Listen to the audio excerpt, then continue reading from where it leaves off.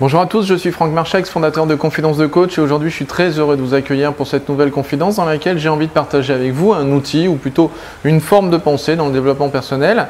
Vous avez très souvent, je le suppose pour tous ceux qui ont déjà suivi des séminaires de développement personnel ou qui sont déjà allés se faire coacher ou qui ont déjà travaillé avec des thérapeutes ou des coachs, vous avez probablement déjà entendu la phrase suivante: il faut sortir de sa zone de confort.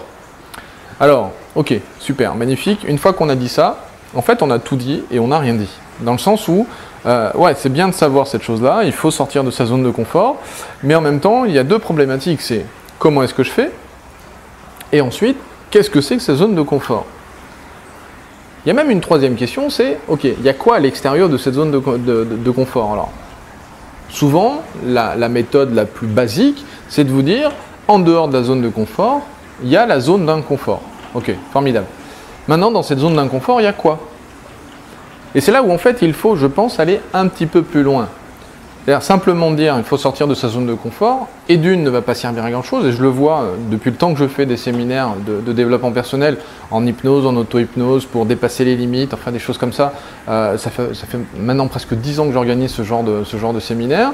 On est toujours à la même problématique, c'est que je vois un certain nombre de stagiaires qui entendent cette phrase, il faut sortir de sa zone de confort, qui comprennent le principe de la problématique de la zone de confort, mais qui ne bougent pas, qui ne changent pas et qui n'ont pas réussi en fait à passer au next level, quoi, à la marche d'après.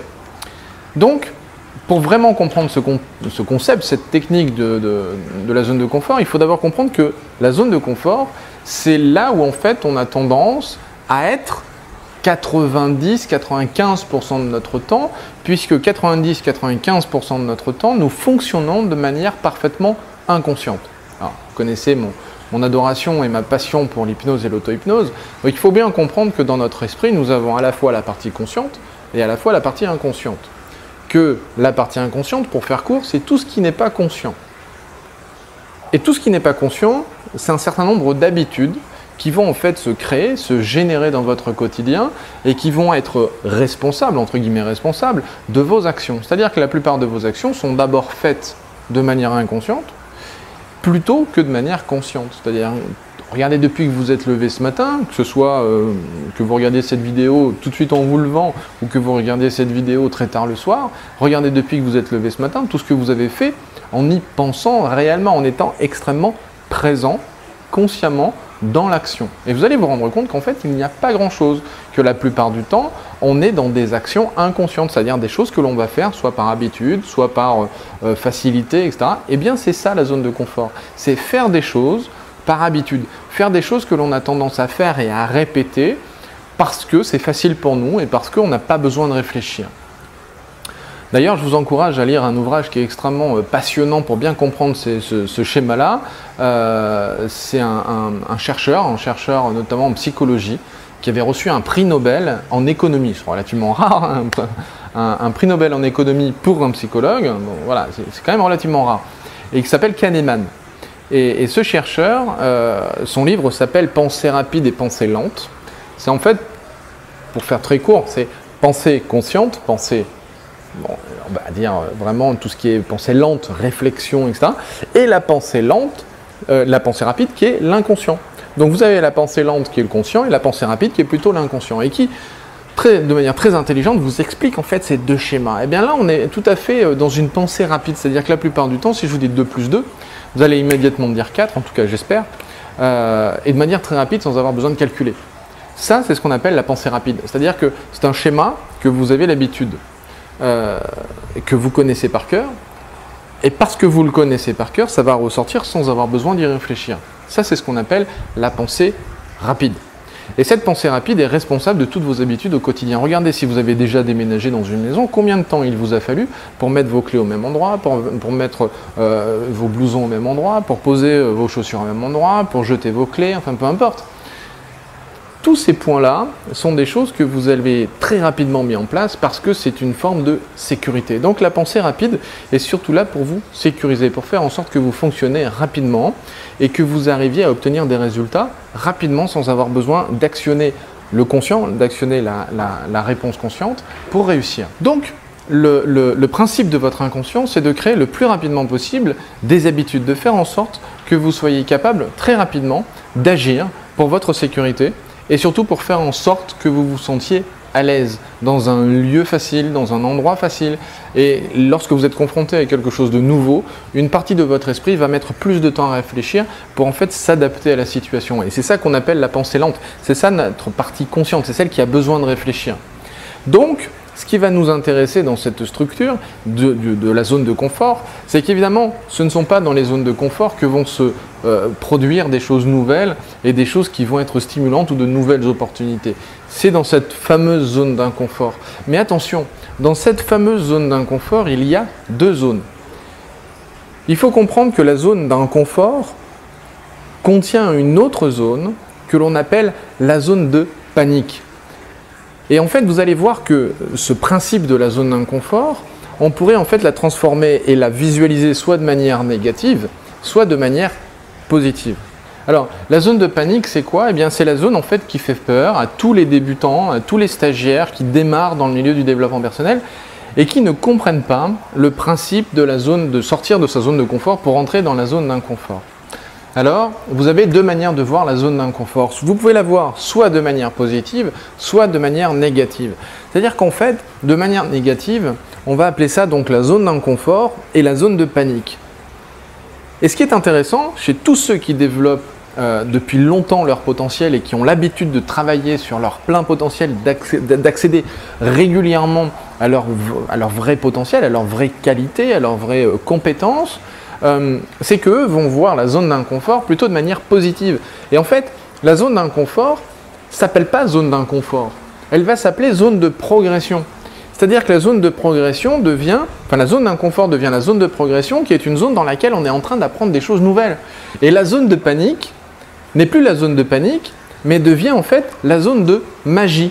Pourquoi la zone de magie? Parce que c'est dans cette zone-là que va se produire un maximum d'opportunités, un maximum de choses nouvelles pour vous permettre de développer votre potentiel et d'accéder à des nouvelles compétences, à des nouvelles capacités, à des nouvelles façons d'agir, des choses auxquelles vous n'auriez probablement jamais eu accès en restant dans votre zone de confort. Donc, si vous commencez à voir votre zone d'inconfort de manière négative et que donc ce soit zone d'inconfort et zone de panique, forcément, ça va être quelque chose qui va vous bloquer et qui va vous empêcher d'agir.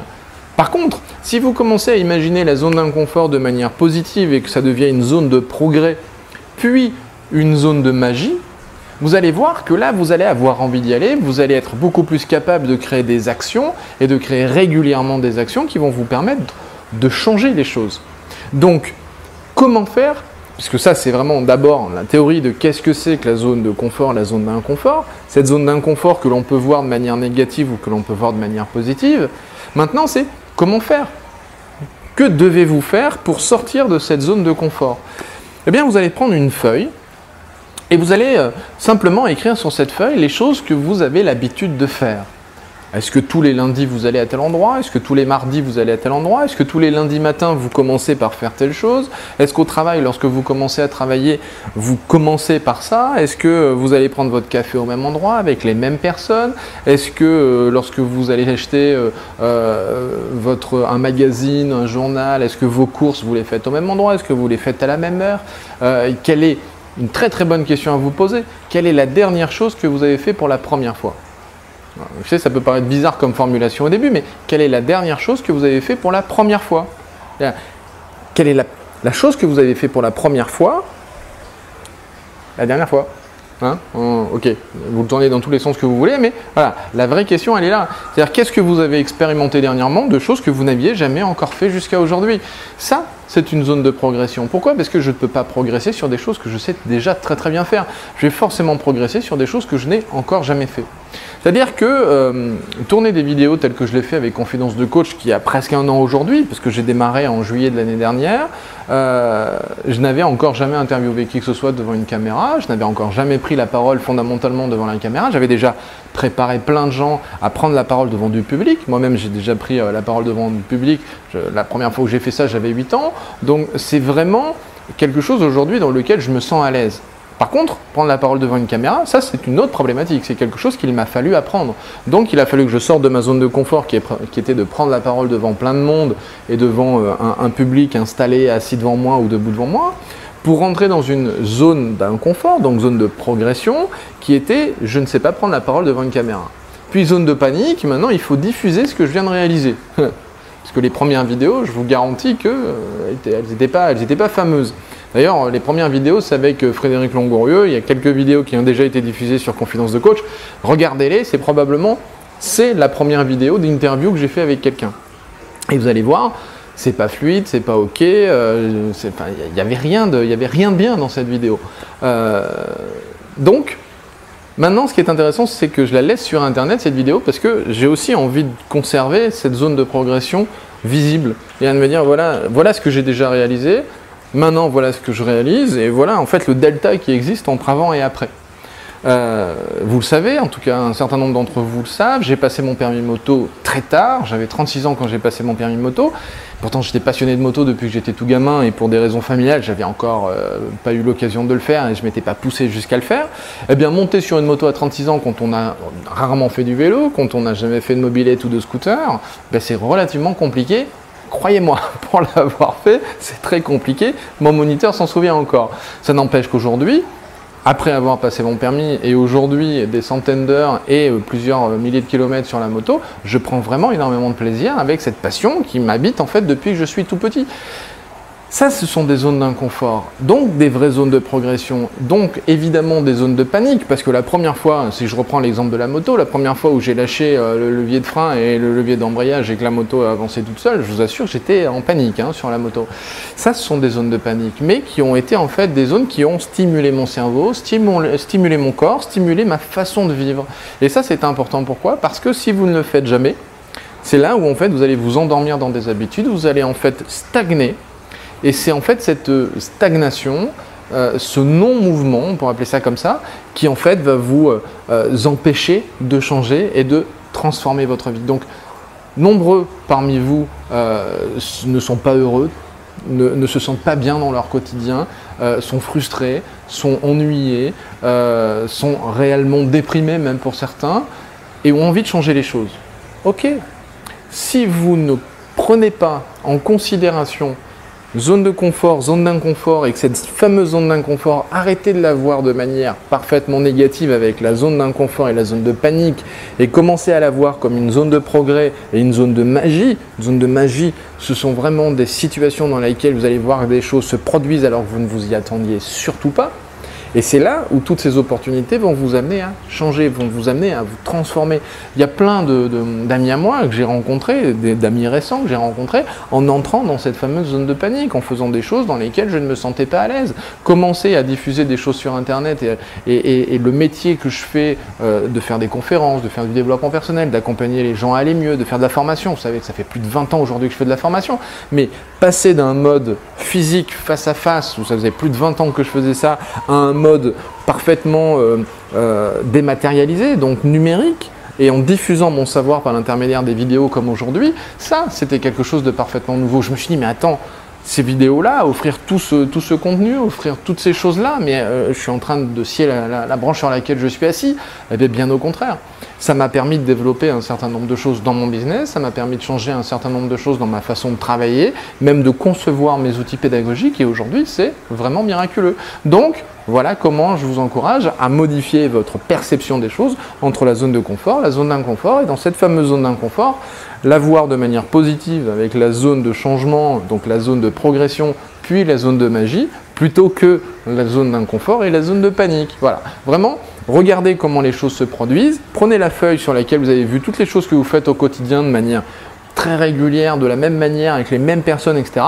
Et commencez à les changer, à aller faire vos courses à un endroit différent, rencontrer des gens différents, prenez votre café avec des gens inconnus, arrêtez des gens dans la rue ou n'importe où ailleurs pour commencer à leur poser des questions et intéressez-vous à eux. Peut-être que vous allez rencontrer des gens formidables avec qui vous allez pouvoir créer du lien. Et même si ça ne dure que 15 minutes, vous allez voir comment ça peut vous stimuler au niveau de la prise de conscience de l'autre.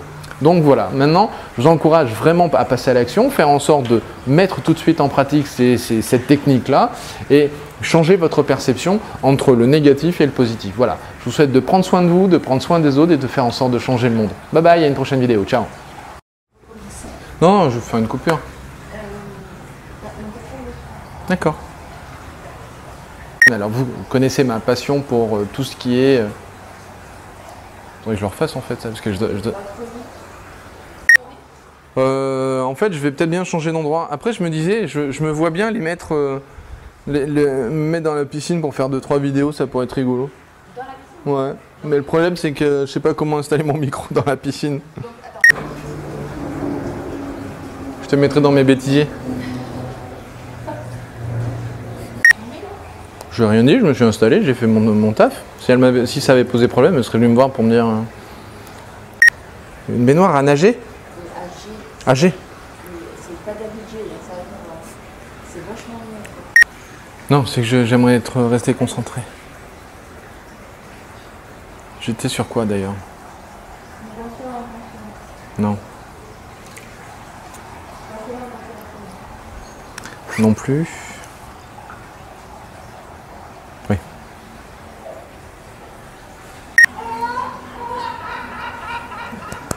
Il se fout de ma gueule là. Attention.